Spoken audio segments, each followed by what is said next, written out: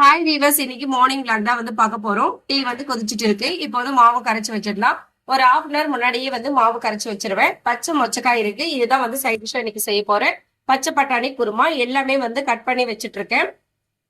Morning வந்து ஒரு 6 மணி போலவே வந்து ஒர்க் ஸ்டார்ட் பண்ணிட்டேன். எல்லாமே மேக்சிமம் கட் பண்ற ஒர்க் எல்லாமே வந்து செஞ்சு முடிச்சுட்டேன். இப்ப தாளிச்சு விட்டுடலாம். எண்ணெய், கடுகு, வெங்காயம், கருவேப்பிலை, கொத்தமல்லி, தக்காளி இது மட்டும் போட்டு நல்லா வதக்கி விட்டுடலாம். அப்புறம் பச்சை மொச்சக்காவை சேர்த்துடலாம். 2 பச்சை மிளகாய் சேர்த்திருக்கேன். ஒரே ஒரு உருளைக்கிழங்கு மட்டும் கட் பண்ணி சேர்த்துக்கலாம். மிளகாய் தூள், சாம்பார் தூள் ரெண்டுமே வந்து ஆட் பண்ணி நல்லா கலந்து விட்டு தேவையான அளவு தண்ணி சேர்த்துடலாம். ஒரு 5ல இருந்து 6 விசில் போல விட்டு எடுத்துடலாம். சாதமும் வந்து வெந்து வந்துடுச்சு. இட்லி வந்து ஊத்தி வச்சுட்டு இருக்கேன். இப்போ விசில் எடுத்துட்டு பார்க்கலாம். நல்லா வந்து வெந்துட்டு இருக்கு. ஒரு 10 நிமிஷம் போல நல்லா கொதிக்க விடணும். நல்லா இந்த மாதிரி ட்ரை ஆகணும். இது வந்து வெரைட்டி ரைஸ்க்கு சைட் டிஷ் ரொம்ப நல்லா இருக்கும். பச்சை பட்டாணி குருமாக்கு எல்லாமே வந்து ஒன்னா சேர்த்து அப்படியே விசில் விட்டுற போறேன். கத்திரிக்காய், உருளைக்கிழங்கு, பட்டாணி மசாலா எல்லாம் அரைச்சு வச்ச மசாலா எல்லாமே சேர்த்துட்டு ஒரு 6 விசில் போல விட்டு எடுத்துடலாம். இன்னைக்கு புதினா ரைஸ் தான் வந்து செய்ய போறேன். எண்ணெய் ஊற்றிட்டு கடலைப்பருப்பு, உளுந்து, வெங்காயம், வரமிளகாய், பூண்டு, கொத்தமல்லி, கருவேப்பிலை, தேங்காய் துருவல், ஒரு சின்ன பீஸ் தக்காளி பழம் சேர்த்துருக்கேன். இது எல்லாமே நல்லா வதக்கி விட்டுடலாம். அதுக்கப்புறமா வந்து புதினா சேர்த்துக்கோங்க, சின்ன சைஸ் புளி சேர்த்துக்கோங்க.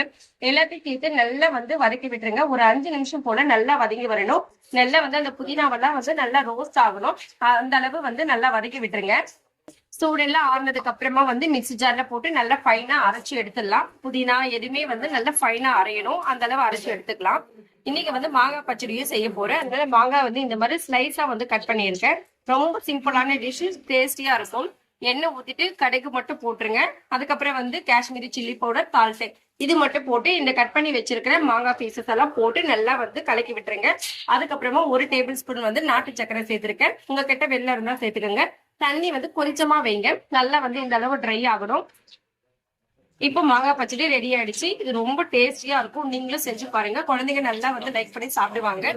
செஞ்சு பார்த்து எப்படி இருக்குன்னு சொல்லிட்டு கமெண்ட் பண்ணுங்க. இப்ப சாம்பாரும் ரெடி ஆயிடுச்சு. தாளிச்சு விட்டுடலாம். இப்ப புதினா பேஸ்ட் வந்து அரைச்சு எடுத்துட்டேன். இதை வந்து சாதத்தோட சேர்த்து நல்லா கலந்து விட்டுடலாம். இப்ப தாளிப்புக்கு எண்ணெய், கடுகு, கடலைப்பருப்பு, உளுந்து, முந்திரி கொஞ்சம் சேர்த்துருக்கேன், வேர்க்கடலை இது எல்லாமே நல்லா வறுத்து அதுக்கப்புறமா வந்து இந்த சாப்பாடோட சேர்த்து கலக்கி விட்டோம்னா புதினா ரைஸ் வந்து ரெடி ஆயிடும். இன்னைக்கு மார்னிங் எங்களோட பிரேக்ஃபாஸ்ட் வந்து இட்லியும் பச்சை பட்டாணி குருமா. மதியம் லஞ்சுக்கு வந்து புதினா ரைஸ் தான் வந்து வச்சிருக்கோம். மொச்சக்கொட்டை வந்து சைட் டிஷ்காக வச்சிருக்கோம். மாங்காய் பச்சடி இவ்வளவுதான் இன்னைக்கு எங்களோட பிரேக்ஃபாஸ்ட் அண்ட் லஞ்ச் மெனு. அப்படியே வந்து லஞ்ச் பாக்ஸஸ் எல்லாமே வந்து பேக் பண்ணி வச்சுட்டோம். எல்லாமே வந்து பேக் பண்ணிட்டு ஒரு 8 o'clock போலவே எங்களோட ஒர்க் எல்லாமே வந்து முடிஞ்சிச்சு. என்னோட சேனல் பிடிச்சதா சப்ஸ்கிரைப் பண்ணுங்க. தேங்க்யூ.